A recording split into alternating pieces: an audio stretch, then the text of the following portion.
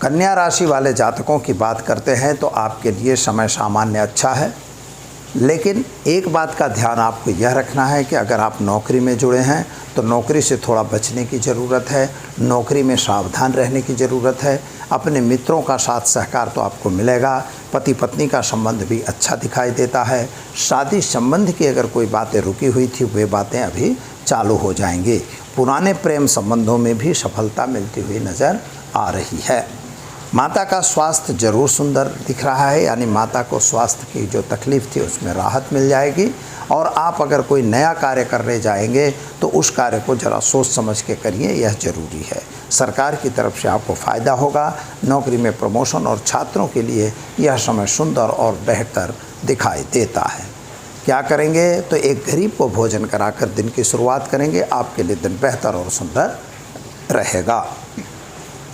चलिए अब देखते हैं हम तुला राशि वाले जातकों के लिए समय सामान्य अच्छा है, कामकाज भी ठीक दिखाई देता है। यात्रा प्रवास का योग भी बनता हुआ नज़र आ रहा है।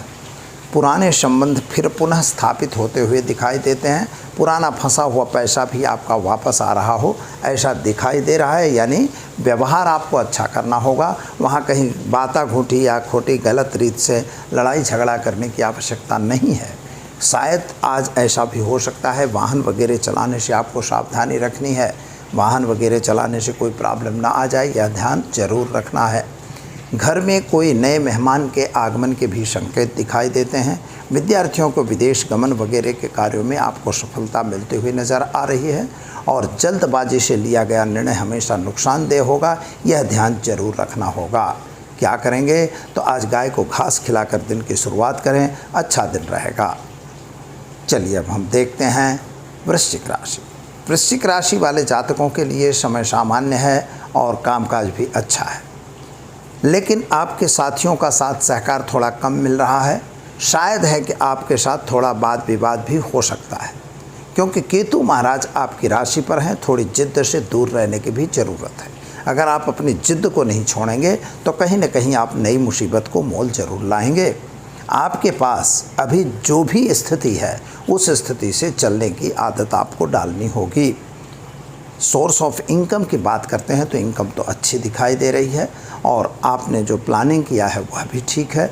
विद्यार्थियों के लिए भी समय सुंदर और अच्छा है। नौकरी करने वाले लोगों के लिए भी बेहतर समय दिखाई देता है। व्यापारियों को थोड़ा सावधान रह के चलना है, जो कि स्वास्थ्य वगैरह में आपको राहत जरूर मिलेगी। क्या करना है तो गाय को गुड़ खिलाकर दिन की शुरुआत करें, आपका दिन बेहतर और सुंदर रहेगा।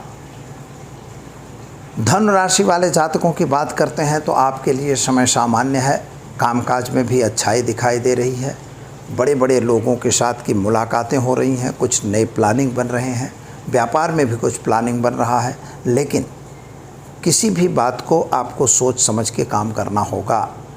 अगर कहीं पैसों का इन्वेस्टमेंट करना है तो ज़रा बिना सोचे अगर करेंगे तो नुकसान होगा। शेयर बाज़ार वगैरह का प्लानिंग अगर है तो उसको अभी पोस्टपोन करना आवश्यक है। अगर व्यापार में भी कुछ एक्सपांसन चाहते हैं तो वह भी पोस्टपोन करने की ज़रूरत दिखाई देती है। विद्यार्थियों के लिए समय सुंदर और अच्छा ज़रूर है।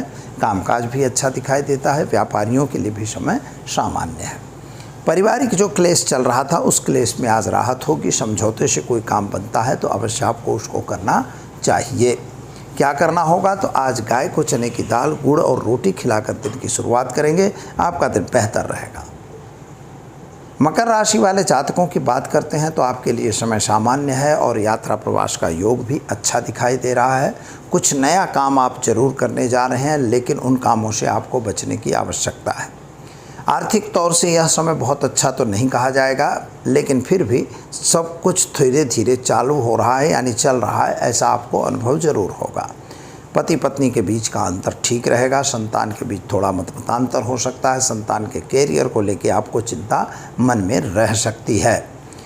मित्रों, पराक्रम की दृष्टि से देखें तो विदेश से कोई फ़ायदा होता हुआ भी नज़र आ रहा है, यानी विदेशी कार्यों से आपको सफलता जरूर मिल सकती है। व्यापारियों को ध्यान देना होगा अपने व्यापार पर। सरकार की तरफ से कोई तकलीफ़ ना आ जाए, इसका विशेष ध्यान आपको देना जरूरी है। क्या करना है तो एक गरीब को भोजन कराकर दिन की शुरुआत करें, आपके लिए दिन बेहतर रहेगा। कुंभ राशि वाले जातकों की बात करते हैं तो आपके लिए समय तो सामान्य है। यात्रा प्रवास भी अच्छा दिखाई देता है। वाहन वगैरह खरीदने का भी योग आ रहा है। घरेलू वाद विवादों में भी राहत मिल रही है। ज़मीन मकान जो बेचना चाहते थे उसका भी सौदा होता हुआ दिखाई देता है। स्वास्थ्य के संबंध में थोड़ी सी परेशानी है। आपके माता के स्वास्थ्य या पिता के स्वास्थ्य में थोड़ी सी तकलीफ आती हुई दिखाई दे रही है। ज़रा ध्यान रख के काम करने की आवश्यकता है। संतान के कैरियर से आपको संतुष्टि मिल रही है। आप कोई नया कार्य भी या नया बिजनेस भी स्टार्ट करना चाहते हैं, लेकिन अगर नौकरीशुदा व्यक्ति हैं तो ज़रा नौकरी बदलने का चांस अगर आ रहा है तो बिल्कुल न करिएगा। अभी समय थोड़ा सा कमज़ोर दिखाई दे रहा है, यानी अपने स्थान पर स्थापित रहने की आवश्यकता ज़रूर दिखाई देती है।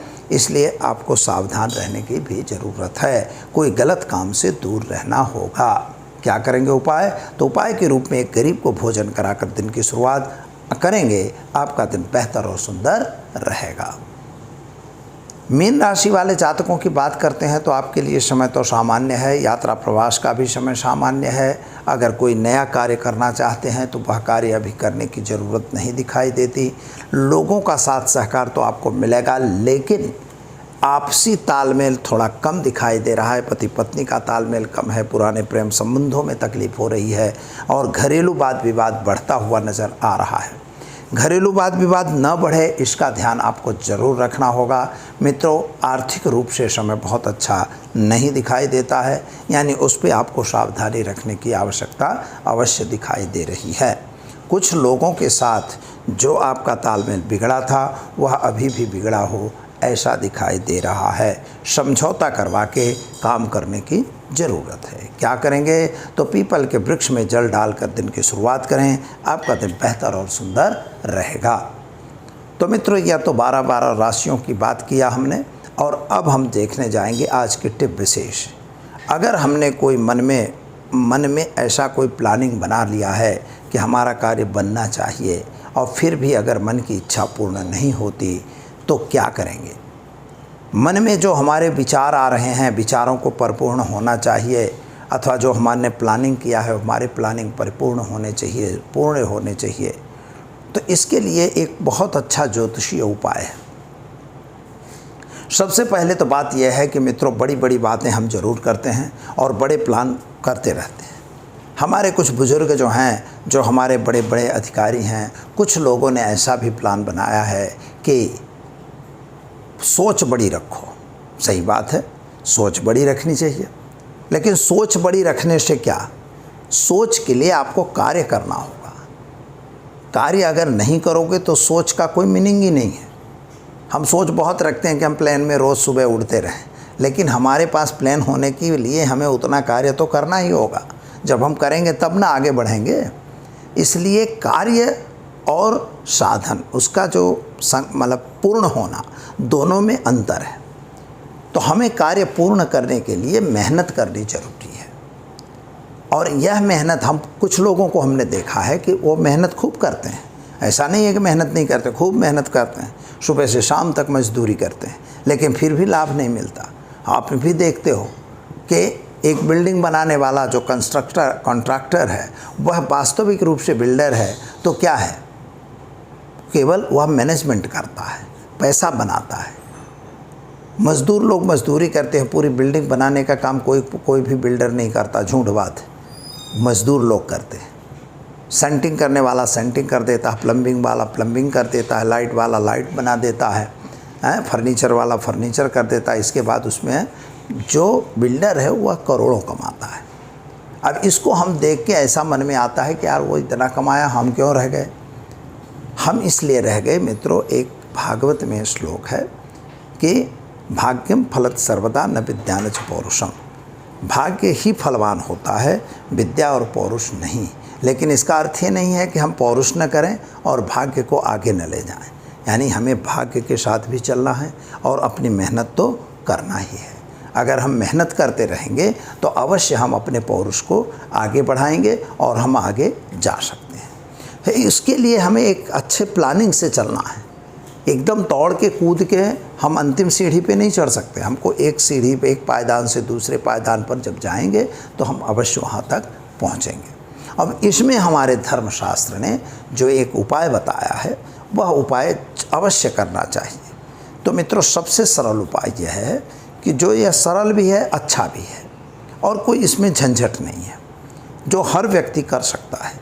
एक तो कार्य सिद्धि यंत्र आता है, उसको सिद्ध करके मंगवाना पड़ता है। जो हमारे यहाँ मित्र लोग, जो हमारे पंडित लोग हैं, वो लोग उसका पूजा वगैरह करके देते हैं। लेकिन उसके अतिरिक्त आपको क्या करना है? अगर यंत्र आपके पास आ गया है तो आपको सिर्फ एक काम करना है कि ओम सुबह उठना है, सुबह सूर्योदय के पहले उठना है, एक काम। दूसरी बात, स्नान भी करना पड़ेगा। स्नान करने के बाद मस्तक में जैसे गीला मस्तक रहे तो गीले मस्तक ही आपको बैठना है, यानी थोड़ा पोंछ लीजिए पर सामान्य रूप से मस्तक में पानी लगा रहना चाहिए। और ओम ह्रीम नमो सूर्याय सहस्त्र किरणाय ह्रीम ओम स्वाहा, यह मंत्र का जप करना है। अब जब दोनों मंत्र हैं, ओम ह्रीम नमो सूर्याय सहस्त्र किरणाय ह्रीम ओम नमः, मंत्र का जप यह करना है एक बाला, और 11 बार गुड़ और घी की आहुति देना है। ओम ह्रीम नमो सूर्याय सहस्त्र किरणाय ह्रीम ओम स्वाहा, बस इतना ही काम आपको करना है। यह नियमित रूप से आप करते रहिए। विदिन 6 मंथ आप यह देखेंगे कि हमें कितनी प्रगति हो रही है। आपका व्यापार नहीं चल रहा है, चलने लगेगा। नौकरी में प्रॉब्लम है, वह सॉल्व हो जाएगा। आपके घरेलू वाद विवाद है, उसमें भी राहत मिलेगी। माने यही एक दवा है कि जिसका आप प्रयोग अगर करेंगे तो निश्चित तौर पर आप अपने कार्यों में कामयाब होंगे। लेकिन एक बात याद रखिएगा मित्रों, यह चीज़ तो है, लेकिन इसका एक गुप्त रहस्य भी है। और गुप्त रहस्य आपको गुरु के मुख से द्वारा ही प्राप्त हो सकता है, क्योंकि किसी भी मंत्रों को कीलित किया गया है, और जो मंत्र कीलित हैं उनको उत्कीलन करना आवश्यक है, और वह उत्कीलन जो है वो गुरुमुख होता है। किसी के आशीर्वाद से ही यह चीज़ आप जान सकते हैं। तो यह आपको ध्यान रखना है। अगर यह काम आप करते हैं तो निश्चित तौर पर आपको विदिन 6 मंथ में कह रहा हूँ कि आप अपना रिजल्ट पा सकते हैं। तो मित्रों, समय हो चुका है, दीजिए दुर्गा प्रसाद शास्त्री को इजाज़त। नमस्कार।